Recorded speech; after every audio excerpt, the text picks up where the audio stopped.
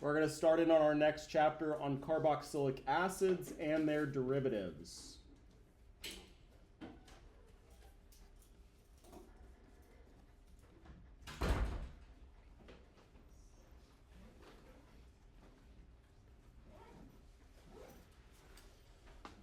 All right, so we're going to kind of lump together a bunch of functional groups together in this chapter, what we call our carboxylic acid derivatives. So first of all, we got our carboxylic acid carbonyl group, where that carbonyl carbon is bound to a hydroxyl group as well. All right, so this is our carboxylic acid.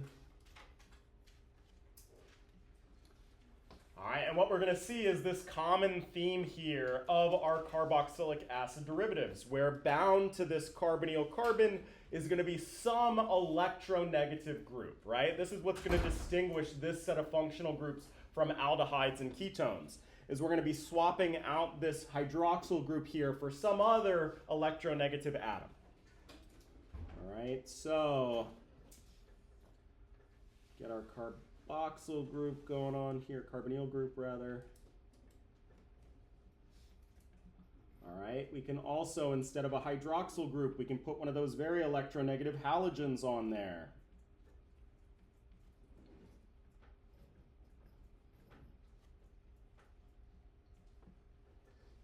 All right, and these are what are called acyl halides. This particular one would be an acyl chloride because there's a chlorine there.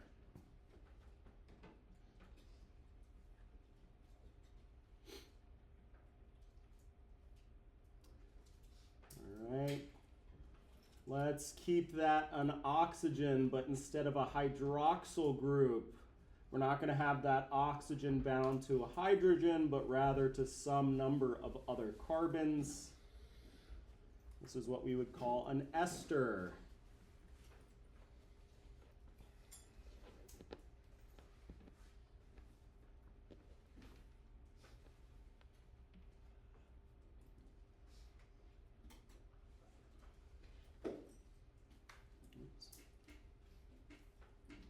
All right, take our carbonyl carbon. Now it's going to be bound to a nitrogen. This is what we call an amide. Not an amine with a D, with an N, but an amide with a D.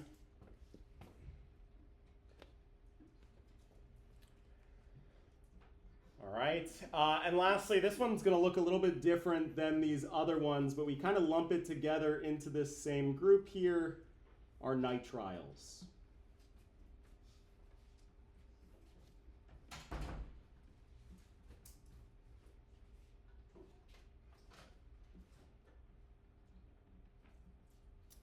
It turns out that that nitrile carbon having this high order bond to a more electronegative element behaves very similar to carbonyl carbons. So that's why we put nitriles into this same category.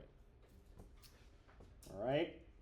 And we're going to be talking about these functional groups. What we're going to see is we can easily convert some of these into other functional groups, but it's hard to go backwards, all right, to convert others. So anyways, these carboxylic acid derivative conversions is going to be a big topic of this chapter. But first things first, we're going to kind of start where we usually start with nomenclature. All right, and we're going to kind of go easiest to hardest here.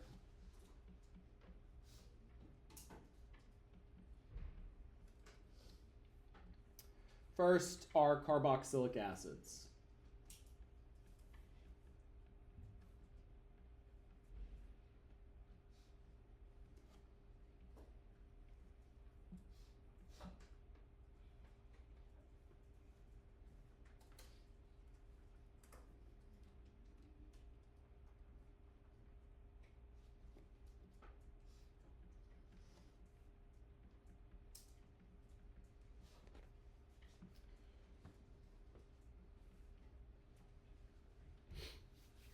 Okay, so what we're going to see is we got a bunch of different functional groups, so we got a bunch of different functional group suffixes that we're going to be introducing.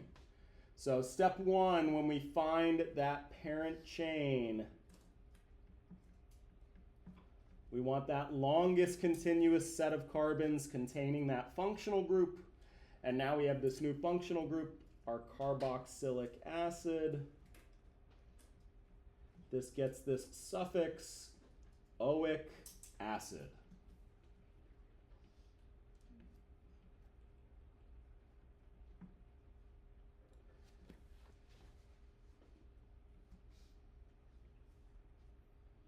And yes, we do actually have a space in our IUPAC name here.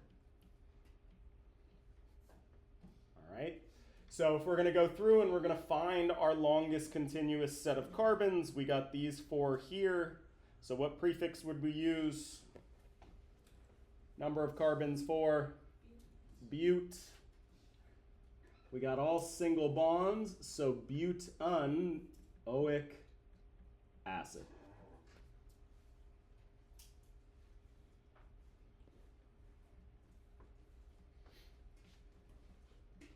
All right, we would find and name any substituents, nothing new to add there. All right, we want to number that parent chain. All right, which way am I going to number? Left to right or right to left here? Right to left, right? So this is going to be carbon 1, 2, 3, 4. And what we want to note here is by the definition of a carboxylic acid, it has a double bond to one oxygen and another bond over here. So the only way you can have a carboxylic acid is if it's located at the end of a molecule on a terminal carbon. So it's always going to be on carbon 1. Do we bother building it into the name if it's always on carbon 1? No. So same logic that we saw with aldehydes. By the definition of what it means to be a carboxylic acid group, it has to go on a terminal carbon. So we just want to make note, we're going to have no locant in the name.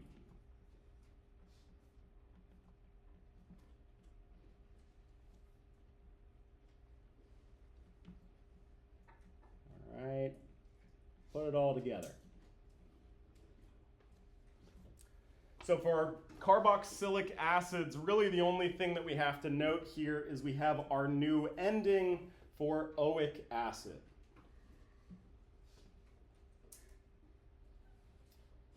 All right, let's play this same game, but now we're going to do our acyl halides rather.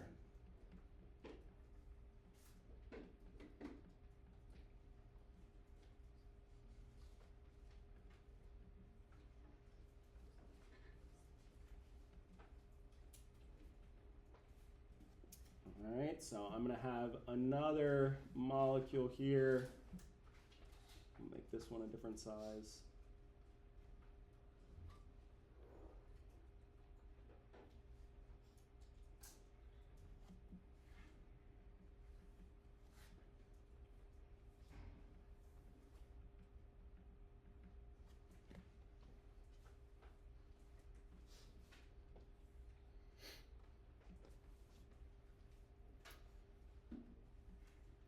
All right, and again, what we're going to see is really we're only going to update our parent chain portion of our rules here. There's going to be nothing else new, really.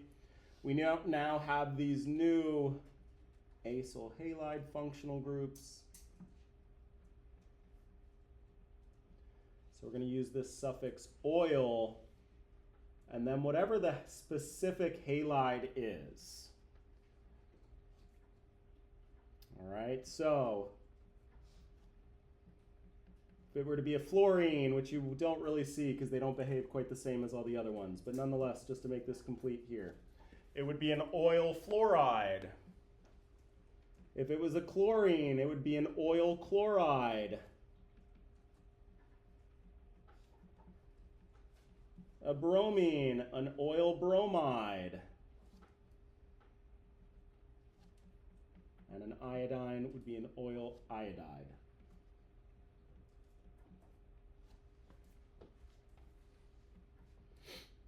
All right, so take a second and see if you can't name our example here. We got 5 carbons.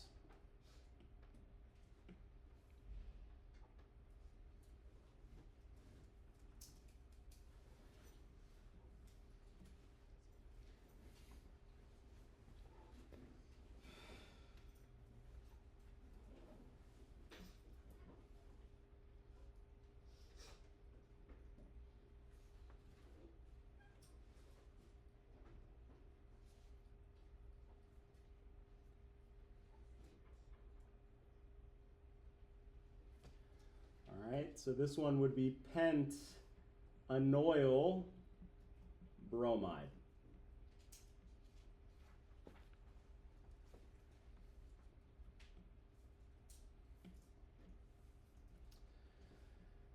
All right, we don't have anything new to add to our substituents.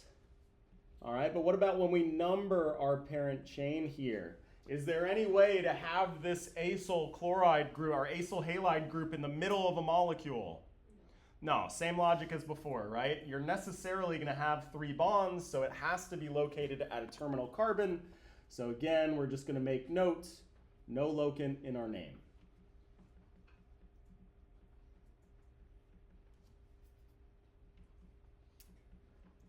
All right, and then nothing new when we put it all together if we did have some substituents.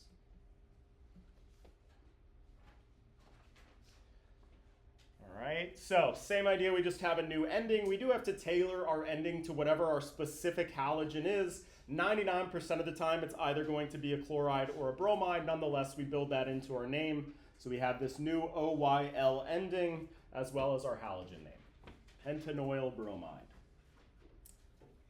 All right, we're going to skip esters and amides for right now because they're kind of the more pain in the butt one. We're going to move on to nitriles. These ones are pretty easy too.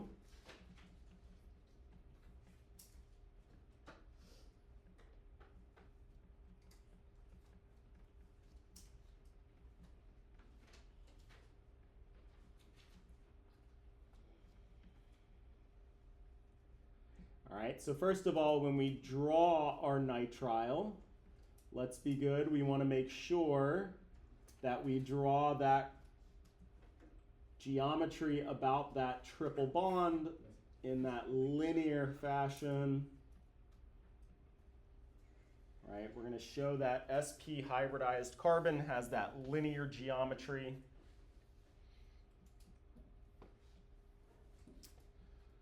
All right, and again, really all we have to update here is we have a new name for our parent chain.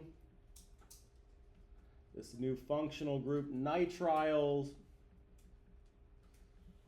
They got really creative and they use the suffix nitrile.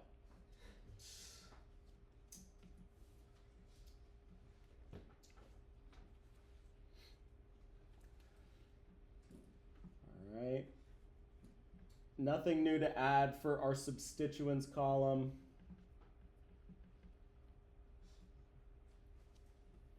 Okay.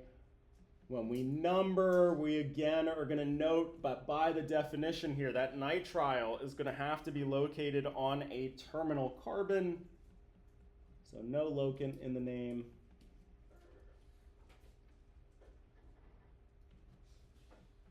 And then we got to assemble. All right, so everybody take a second. Attempt to name this one for me.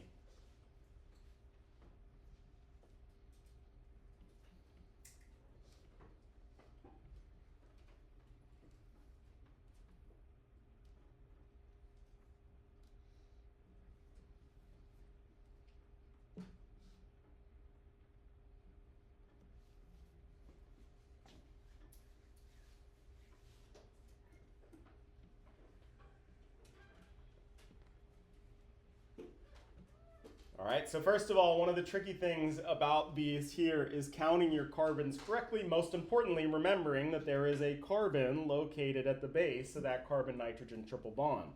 So we have 1, 2, 3, 4, 5, 6 carbons in my parent chain here. All right, again, everybody likes to forget this one right here at the base of that triple bond. So we have a 6-carbon parent chain. We're going to put this together with our new suffix nitrile. So we got hex and nitrile. And what's wrong with this here? We need the E, right? Same thing, we got this functional group suffix that starts with a consonant. So we're going to retain that E. So not hexanitrile, but hexane nitrile. All right, so we saw this with our thiols, one of those functional groups that start with consonants. We have to retain E because this thing here is a consonant.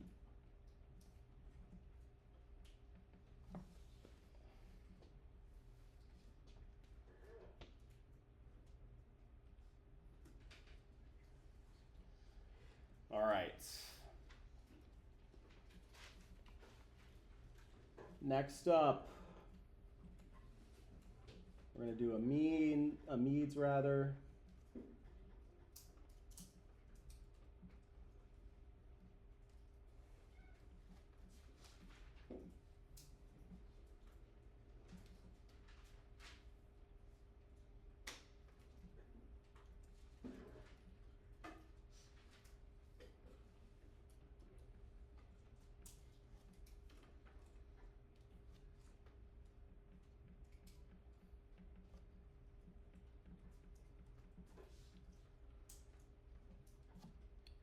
Amides, they again got very creative using the suffix amide. All right, I will say you hear amide a lot as well, and I don't know which one's correct. I just pick one and stick with it. All right, so I call them amides. Sometimes you'll hear them pronounced with that long I, amide.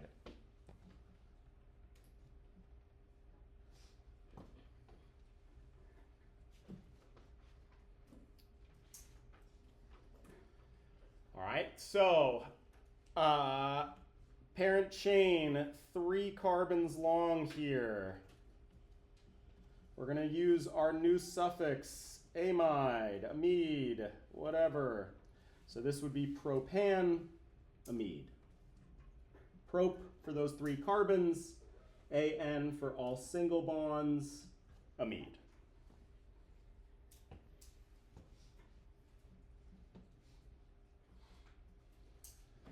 All right, just like before, we necessarily have 3 bonds for this carboxylic acid derivative. So it's always going to be located at a terminal carbon, so we don't have to include the location of that in the name. All right. This was a particularly easy example of an amide here. Let's do another example.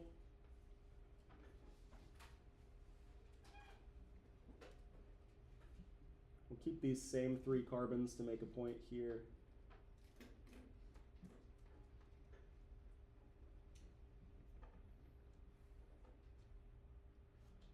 Right, but nitrogen can have multiple bonds. So what if instead we had a secondary amide here where my nitrogen was bound to a methyl group, or rather there's a methyl group bound to my nitrogen. All right, so now we do want to make note in our substituents section here. Actually, I guess it would be more appropriate to put it in this section when we number here, okay? So first of all, if I number my parent chain, just like we always do, this would be carbon 1, 2, 3, but I have missed altogether this methyl group on my nitrogen here.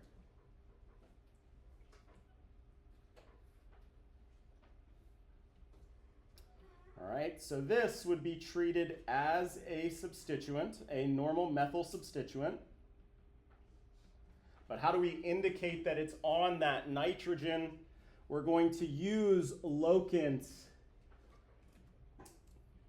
of N. We're going to use N as a locant.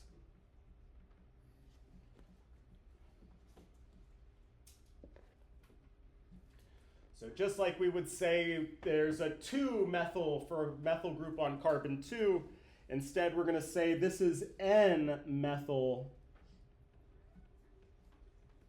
propanamide rather.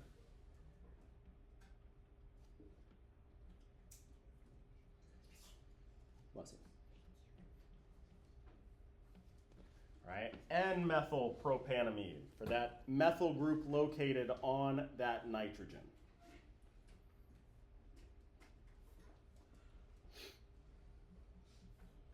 Cool, and then we, step 4, put it all together. All right, so amides, on the one hand, there's nothing really too crazy. We just have our new introduction of our new suffix that we use at the end.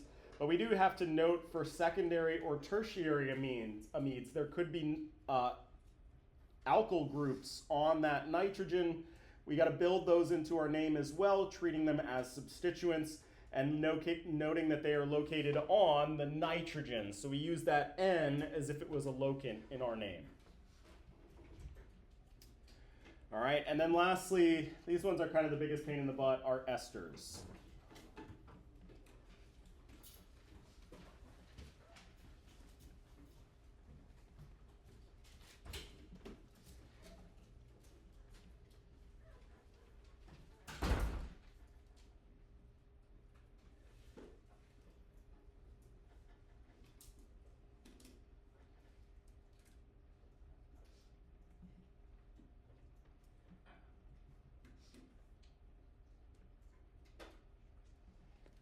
Oops.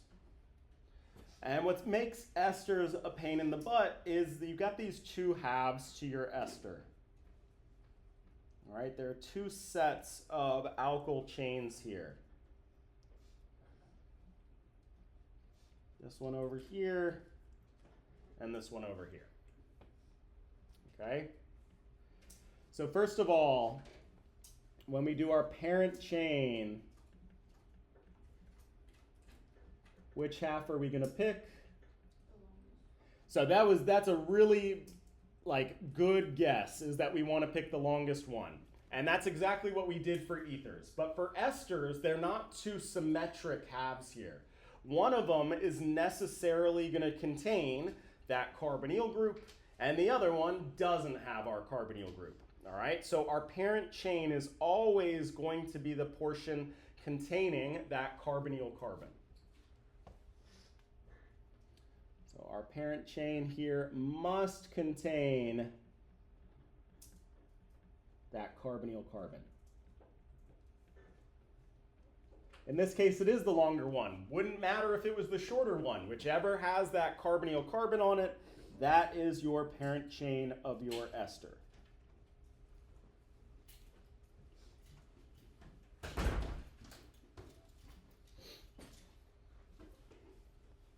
All right, and so for that ester, we use this suffix -ate. All right, so everybody take a second and name my parent chain portion of this molecule here.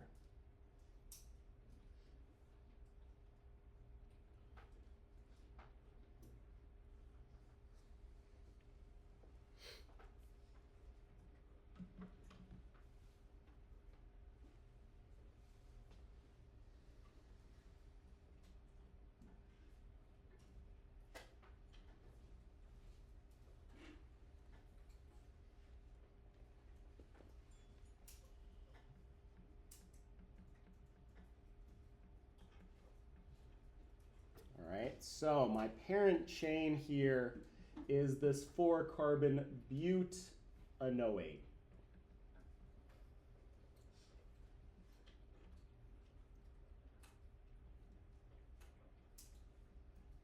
That's the parent chain fragment.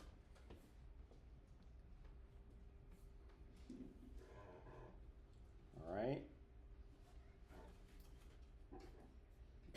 Now what we're missing is the other half of our molecule here. We're going to call this a special type of substituent, our ester substituent. And that is going to be a separate word that goes out front of that parent chain.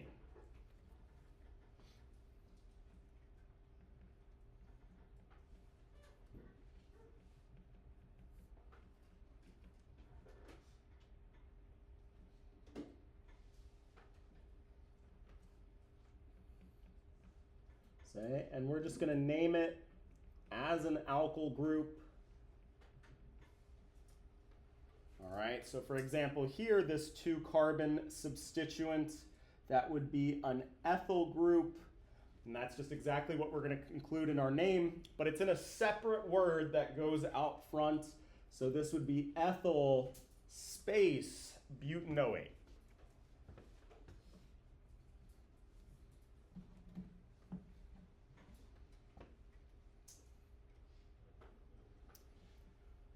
All right, now in this particular one, it was a simple ethyl group here. If there were any branch points in there, we would have to name it as an alkyl group or a branched alkyl group.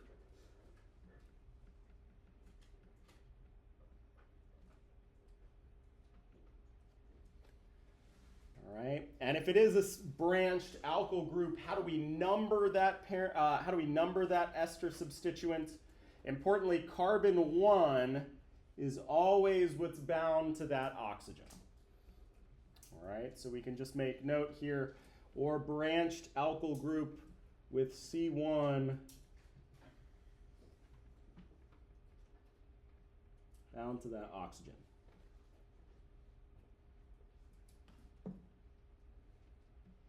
I think it's actually bonded. I don't know. My brain's on spring break still. Anyways, whatever. You know what I mean. Cool. So what we're going to see is for our esters, our names have these two chunks to them, these two halves. All the information of our parent chain is in this parent chain portion of our name, and all that other bit, which we're going to call our ester substituent, is going to be in a word sitting out front. Cool. All right. And we number our parent chain the same way. That carbonyl carbon is necessarily carbon 1. And then we assemble it all together. We're just going to make note that we have these two halves. So all of that ester substituent information goes out front. And that first word. All that parent chain information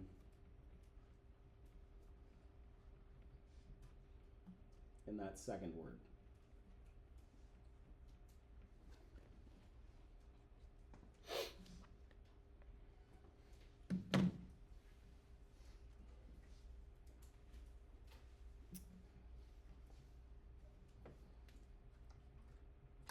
Cool. And so the last thing, and we're just going to do a bunch of examples here. The last thing that we're going to do, though, is we're going to go and we're going to update our priority list here.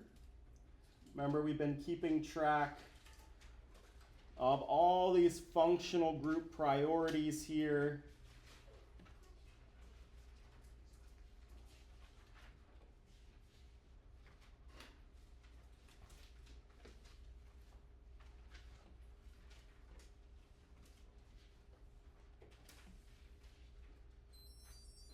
All right, now, truthfully, every single one of these has a priority. Every one of those different functional groups has a priority on this list here, so we could update this with all of them.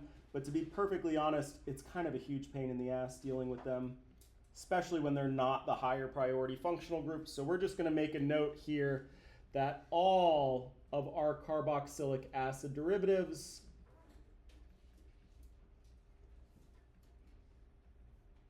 are higher priority than any other functional group that we've studied up until this point. All right?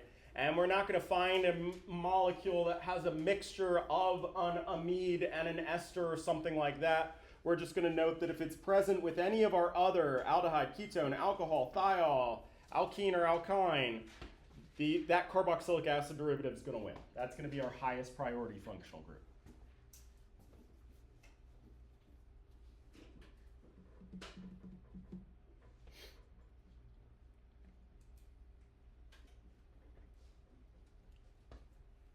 Cool. All right, so let's just do a bunch of examples here.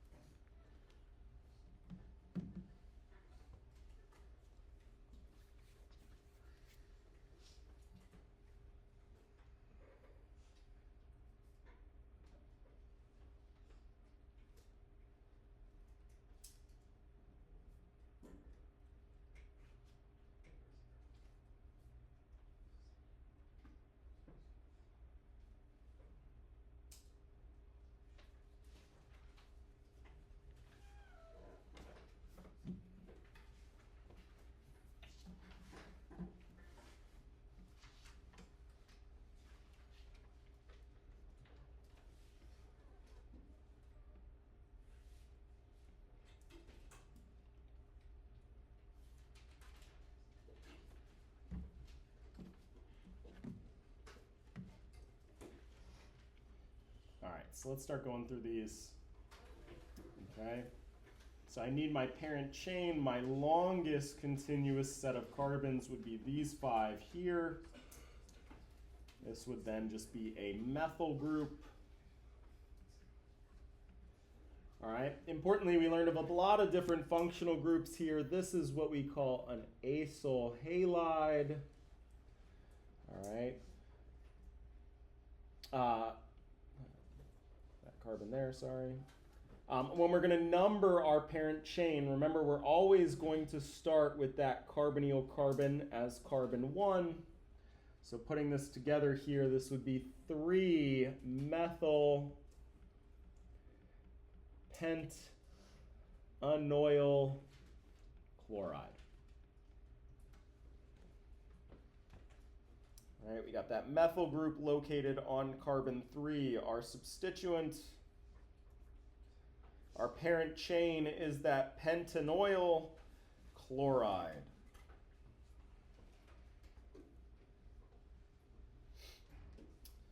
All right, now we have a mixture of 2 functional groups here. This is a ketone, and this one is a carboxylic acid. So which one's going to win in terms of priority?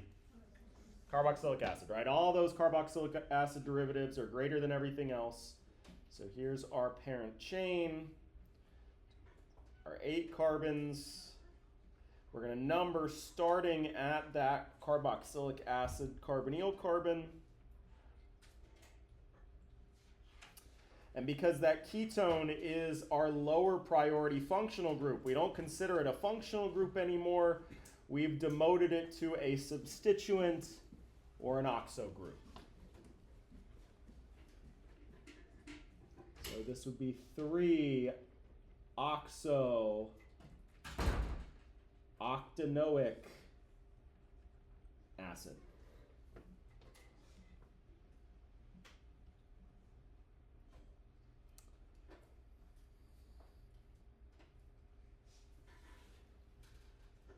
All right. Now we got our amide here. Let me make some room.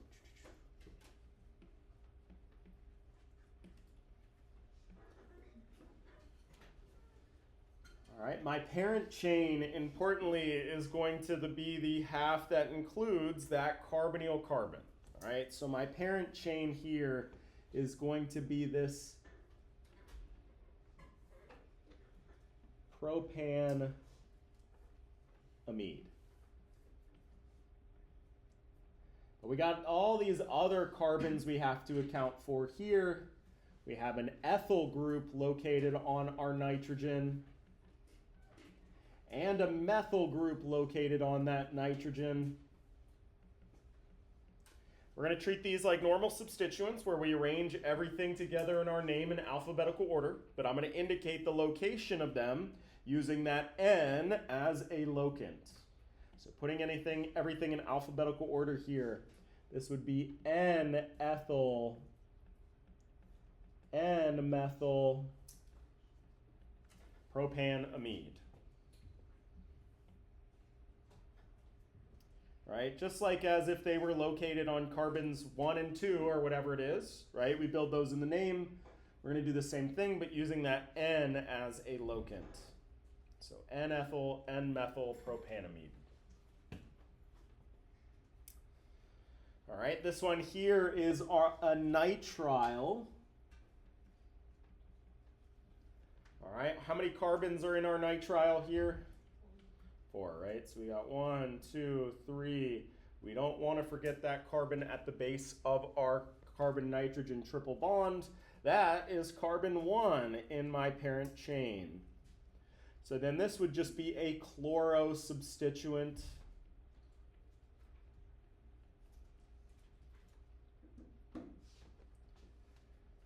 All right, so 3-chloro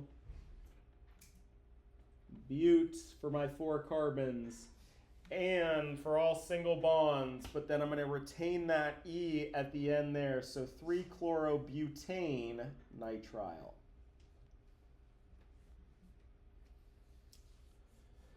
All right, and then lastly, this one's a pain in the butt. I want y'all to try, just for the sake of time here, everybody take a second. Let's note here which fragment is going to be my parent chain and which one's going to be my ester substituent. Is the parent chain on the left or the right?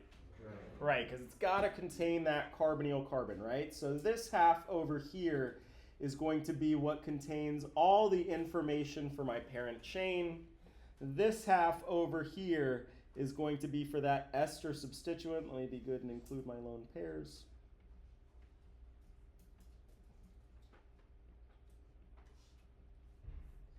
Which means that you're going to have a bromo in that ester substituent portion of your name and a bromo in that parent chain portion of your name, right? Because of the location of these two bromo groups. Okay, so everybody just take a minute, see if you have not already, give this one a stab, and then we'll go through it.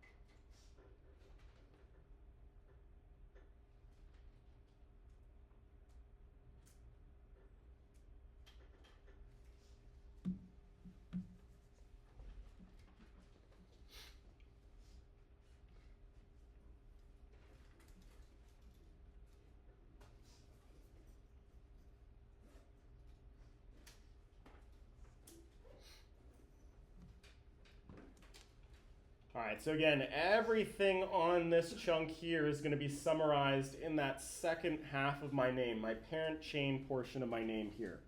And my carbonyl carbon is always carbon 1. So this is 3-bromo, that prop for my 3 carbons, propanoate. All right. But now I got to do my ester substituent. That's these 3 carbons over here. All right, so that would be a propyl group. And I have this bromo on there as well. We need to number our fragment here, our ester substituent. Again, carbon 1 is the one bonded to that oxygen atom. So I'm always going to start counting away from my parent chain here. So this would be 2-bromo-propyl